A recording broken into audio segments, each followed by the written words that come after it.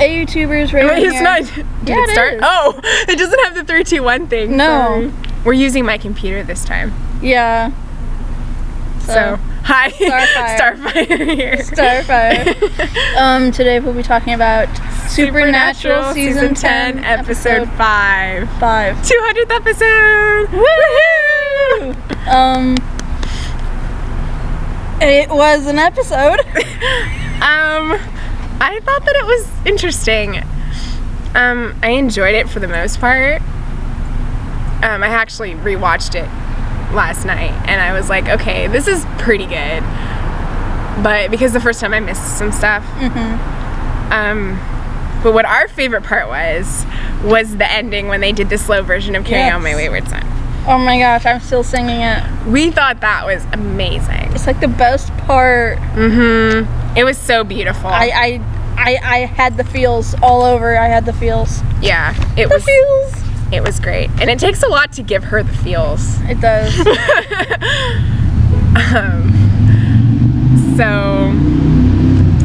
But I did enjoy some of the other stuff. What's other stuff that you want to talk about it? I enjoyed the fact that they thought that there should be space and aliens and Supernatural. Yeah. And I loved when Dean was like, he was so worried about the genre of the music.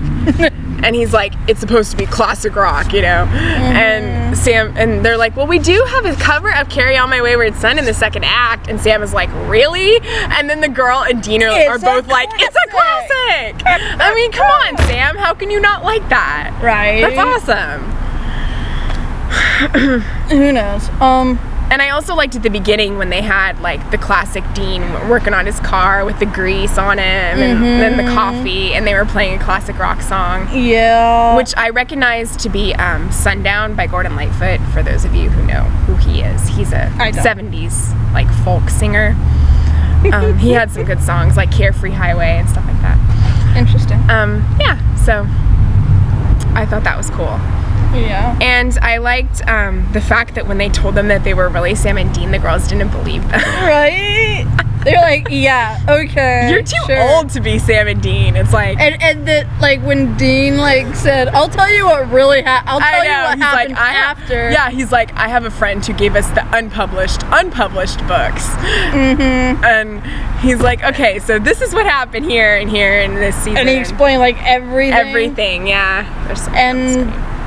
And then the girl didn't believe him. I know. She's like, that's like the worst fan fiction I've ever heard.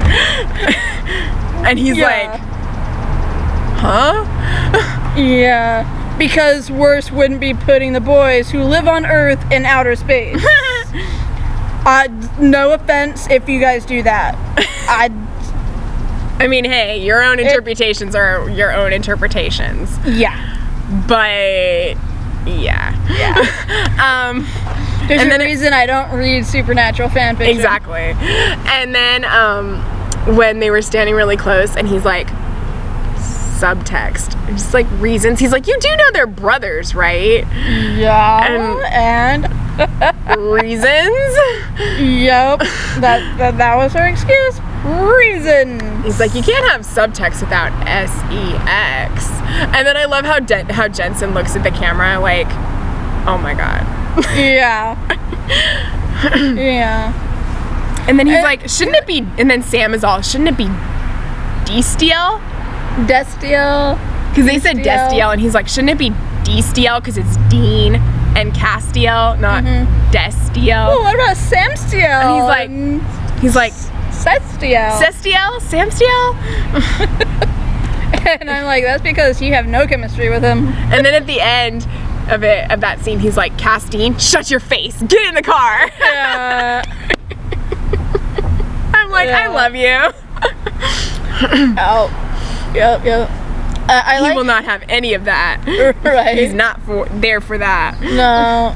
I liked how the director, writer, / Sam understudy, whatever. Oh yeah. How she handed the necklace to Dean and said, you lost this. Yeah. And she was like, he said that he's like, it never really worked.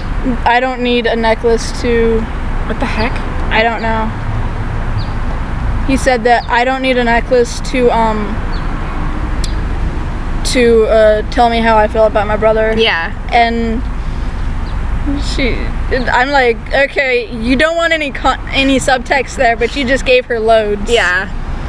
But that was kind of like her accepting the fact that he was actually Dean, which was pretty cool. That after saying, you're not Dean. Yeah, because she called him Dean. She was like, Dean. Here, you know, take it. Here's the necklace. You know. Just take it. But it was a little bit different than the actual necklace he used to wear, because the other one was like a turtle, wasn't it? And this one wasn't. No, it was like a bird eagle thing. Yeah. But it was still wooden. Something. And he put it on his rear view mirror. Yeah, that was cool. I also liked two fuzzy doves hanging nice and low. And I thought it was funny when like she was telling them to find the scarecrow, and the first one that was taking the people was scary. That was legitly scary. The one that was taking the people. And then they go down. But when they go down to the prop room, and it's just this like innocent looking scarecrow, it's not even scary. I'm like, what? That's not even scary. That was the boiler room, not the prop room. Well, whatever. It was too horrifying to be put in the prop room. It's not even scary. No. It had button eyes and everything. Yeah. The other one like looked like a scary tree. Yeah. What was her name? Like Calypso or something? I don't remember. The Topa. That was funny when he's like, say it again like Arnold. The Topa. The Topa. You must get the Topa to the Topa. To the Topa. Get the Topa to the chopper. Get it in the chopper now. I can't do it, but it's still fun to try.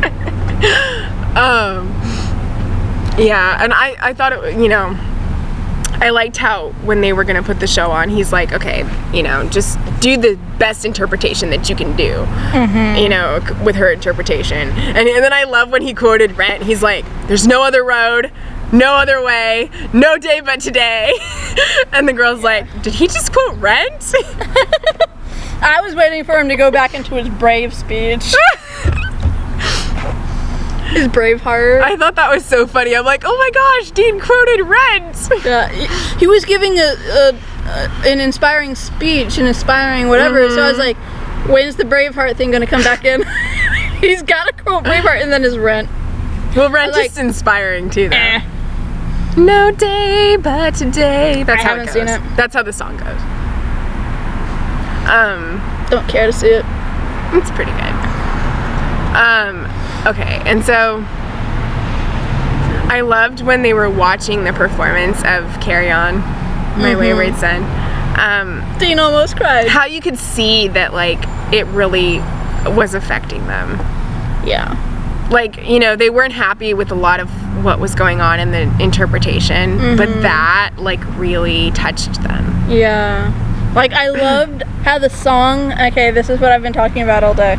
The song started off with the mom singing Carry On, and then when it came to lay your weary head, or whatever, the lay part, the dad joined in.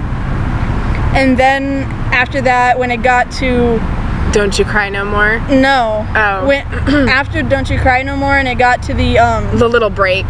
The break, and then the car came around and Dean and Sam brought out. that came after Bobby showed up. Oh yeah, that's right. Bobby showed up at the Rose Above the Noise and Confusion. And then the boys showed up and they sang and Adam showed up. I'm pretty sure his name wasn't Adam. Was it Adam? No, his name was Michael. Yeah, I was pretty sure his name was Michael. They changed it for the play. Yeah. Because his name was Michael in the show. Michael possessed Michael. Yeah. Confusing. Michael's in Michael. Yes. That's not weird. But like, they didn't know who that extra guy was. And when they asked, and the girl behind the curtain told them, like, you almost saw this, like, oh, right, we left him there. Yeah. Like this shock in their face, like they forgot their brother. And I was like, yeah, you need to go get him. Couldn't they only get one person out of the pit though? Dean didn't know that Sam was out of the pit. Yeah, that's true. He didn't. So But they they could still always could've try gotten to down get there him for out. They could, but he'll probably be so far gone. Well, who knows? I mean, it was the angel that was possessing him, not Satan. True. But Lucifer. Satan did torture him. Yeah, but Michael's strong. I know. The angel, he can probably beat Lucifer's butt. I don't know. Probably. I mean, they're both angels. Anyways, I also liked, I know you didn't care for that song, but I thought it was funny when they were singing about a single man tear.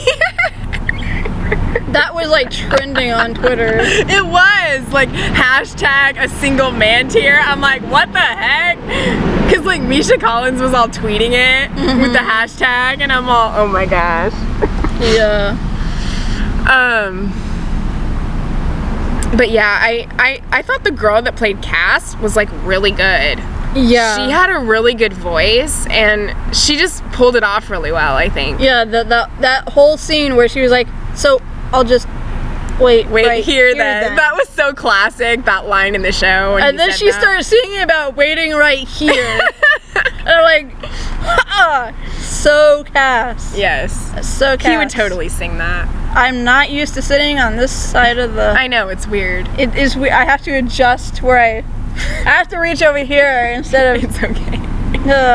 Strange. If you hit me in the face, I'll forgive you. How about now? How about now? Now. Okay. So. But yeah, how they had the mom doing it and the dad doing it, and then Bobby, you know, Bobby, and then the boys. The three boys joining in. When did Cass join in when the boys did? I'm not sure. Because I knew Cass was up there. Yeah. But I didn't exactly see him join in. But yeah, we've been like repeating, like listening, watching that scene on repeat on YouTube.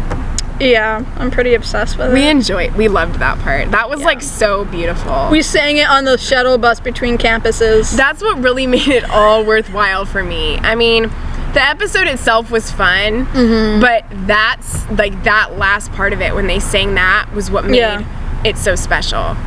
And like what made all the fans love it so much, I think. Yeah, that song basically saved the episode for me. Yeah, because they were using this song, and it's so synonymous with the show now that... it's the theme song. Yeah, it is. It's truly the theme for the show. And to have it, like... Because it's fan fiction, these fans didn't go through the TV show. They went through the books. Yeah. So to have them actually have it in the play, even though they don't have it in any part of the book. Yeah. Except for maybe if it played on the radio at some point. Yeah. But they don't have it at the end of every book. No. Or the end of every seasonal book. So to have them have it on there was just like, oh my gosh. It was just perfect. Yeah. I fell in love with that whole thing. I know. That was great. They need to iTunes that. They do. I was looking to see if it was on iTunes and I couldn't find it. I want an uninterrupted version where the boys don't ask who Adam was. If anybody like has gone on iTunes and seen if there is they have the version on there, just like put it in the comments and let us know. Or me specifically, because I have iTunes, but yeah. Yeah, I don't. If not, then I'll just take it off YouTube with the interruption. Yeah. So, is there anything we're forgetting?